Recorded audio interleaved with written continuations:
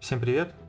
Это канал Scale Journal, и сегодня у нас обзор сборной модели от фирмы ICM КамАЗ в 35 масштабе.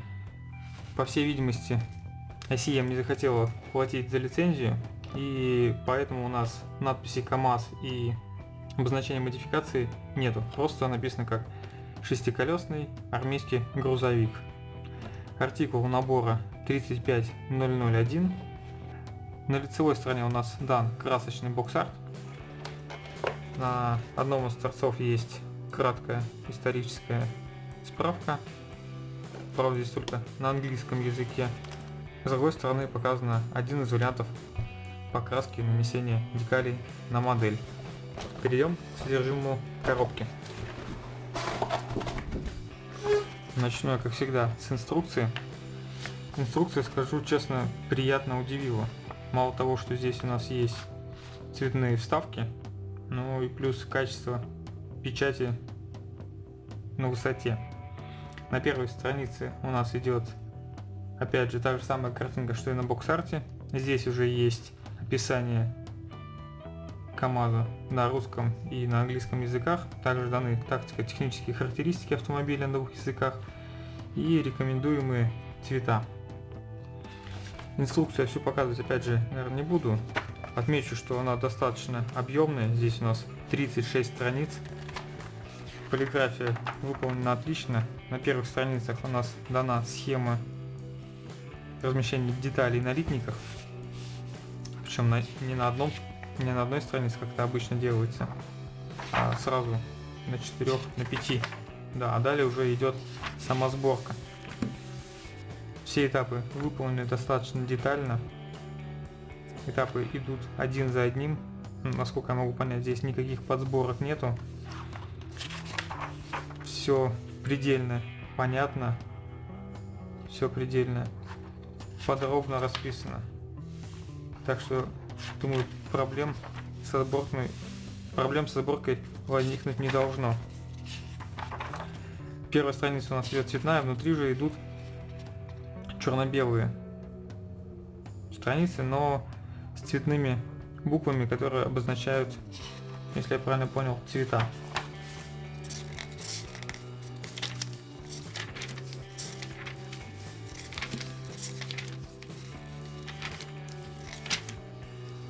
Ну, судя по инструкции, кабину КамАЗа можно делать в одном из двух вариантов: либо с поднятой кабиной, либо с опущенной кабиной стандартно.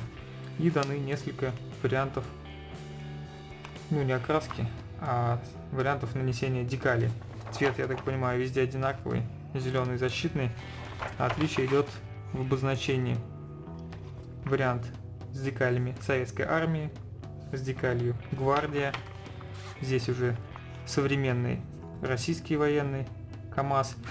И это современный украинский вариант КамАЗа с украинскими уже номерами. Что я могу сказать? Инструкция просто отличная. Как бы один из примеров, как нужно оформлять инструкцию. Насчет косяков в инструкции я сказать, конечно же, не могу. Это будет понятно только после сборки модели. Но на первый взгляд впечатление об инструкции крайне положительное. Давно мне не попадалась такой инструкция, которая вызывала столько положительных эмоций. В общем-то, с инструкцией все. Давайте теперь посмотрим литники. Все литники были упакованы в один большой пакет. На первом литнике у нас даны детали кабины КамАЗа, запасные канистры, детали трансмиссии, приборная панель, сиденья. Приборная панель выполнена достаточно детально. Опять же, видно все приборы, даны все кнопки, переключатели и бардачки. На сиденьях также хорошо отлит рельеф. Качество литья, на первый взгляд, отличное. Облоя я не вижу, утяжен тоже не видать. На кабине КамАЗа вот тут уже видно, что фары отлиты вместе с имитацией лампы, что в принципе при аккуратной покраске даст выглядеть будет очень красиво. На внутренней стороне у нас есть некоторое количество толкателей. Часть толкателей, возможно, будет видны, и их нужно будет зашпаклевать, а часть толкателей будет скрываться, ну, например, как на дверях. Я так полагаю, что здесь еще будет обшивка, соответственно, вот эти 4 толкателя у нас скроются. На следующем большом литнике у нас даны детали рамы, элементы подвески, двигатель,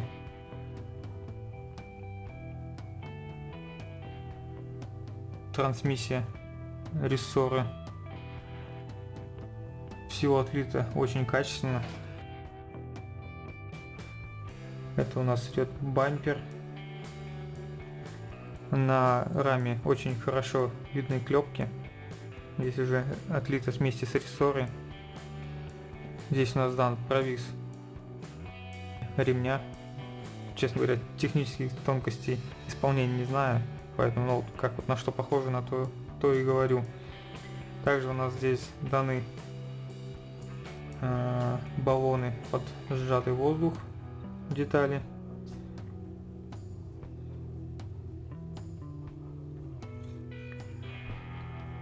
Обои также я здесь практически не вижу, ну вот есть местами небольшое, но это все легко убирается здесь, ну, не критично совсем, но вот еще здесь есть парочка кусочков пластика, но все выглядит очень достойно. С обратной стороны, ну тут в принципе все будет скрыто, поэтому наличие следов толкателей вообще никак не сказывается на качестве. На третьем большом литнике у нас даны элементы кузова КамАЗа.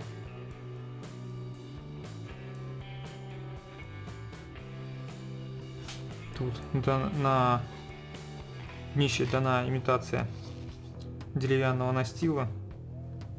Ну вот если после покраски, если пройтись смывочкой, должно смотреться очень красиво. Это у нас брызговики. Брызговики, конечно, выглядят немножко толстовато, не масштабно, но я думаю, это можно будет немножко подточить, будет смотреться лучше. Опять же, не критично. Далее идет небольшой литник, на котором у нас расположена выхлопная система. Также дан вентилятор охлаждения двигателя, руль. Это я так понимаю, что у нас элементы трансмиссии.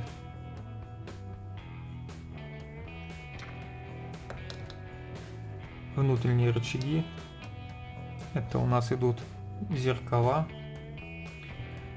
В зеркалах есть полая поверхность. Сюда можно будет приклеить какой-нибудь зеркальный элемент, например, из самоклеющейся фольги для имитации зеркала. Далее у нас идут два одинаковых литников. Это у нас колесные диски. Отлито неплохо. Насколько вижу, там на фотографиях потом можно будет лучше рассмотреть, но головки болтов отлиты весьма качественно. Каких-либо наплывов нету. Качество исполнения мне нравится.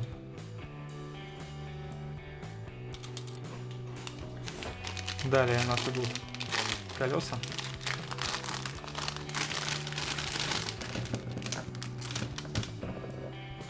Колеса резиновые, целиковые, то есть не полые внутри.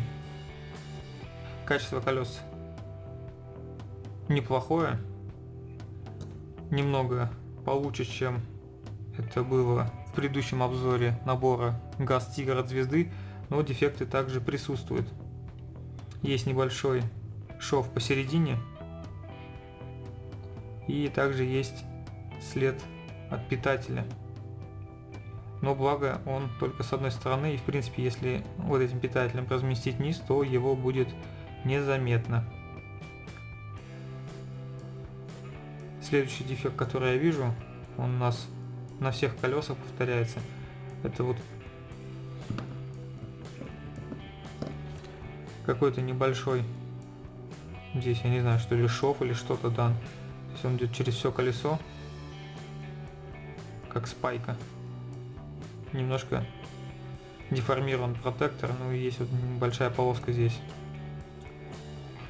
Конечно, немножко печально, но я думаю, что будет не критично. А в остальном рельеф колес дан, надписей нету.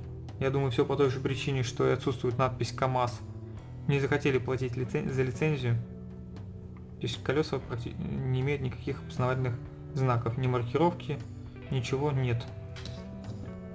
На последнем литнике у нас располагаются прозрачные детали. Это лобовое стекло, боковые стекла, фары, задние фонари. Это, я так понимаю, что лампочки, которые у нас наверху располагаются, ну и прочие прозрачные элементы. Стекло достаточно прозрачное, чистенькое, выполнено достаточно качественно. На самих фарах есть имитация отражателя. Ну да, здесь даже поверхность неровная, то есть будет выглядеть достаточно реалистично. И последнее, что у нас идет в наборе, это декали. Декали выполнены отлично. Есть декали приборной панели. Только на самых мелких приборах печать не четкая, а вот на крупных приборах, в принципе, видны стрелки, какой-то циферблат. Есть несколько вариантов номеров. Как я уже показывал по инструкции, это советский вариант, есть современный российский вариант и украинский вариант. Также даны ограничения скорости, знаки учебная машина, люди и прочее.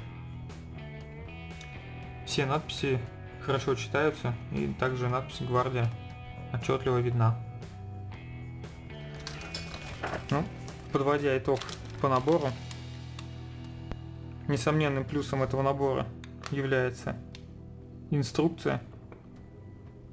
Инструкция выполнена красиво, красочно, очень подробно все расписано. Также мне понравилось большое количество деталей. Я так понимаю, что детализация здесь будет достаточно высокая. Облоя на пластике, дефектов каких-либо я не заметил. Ну, облой был чуть-чуть, но он настолько его мало, что можно сказать и нет. Все там на пару деталей буквально. Качество литья хорошее. Проработаны мелкие элементы, детали. Дана хорошая компоновка внутренней части кабины. Так что там нужно будет постараться аккуратно все собрать и покрасить. Ну а из минусов разве что отмечу, это качество исполнения колес. Но опять же, тут не критично, скажем так, есть небольшие недочеты по ним, которые в принципе легко скроются в процессе работ. На этом все. Скоро сборка этой модели стартует на канале. Подписывайтесь, чтобы не пропустить новые видео. Всем спасибо за просмотр. Пока.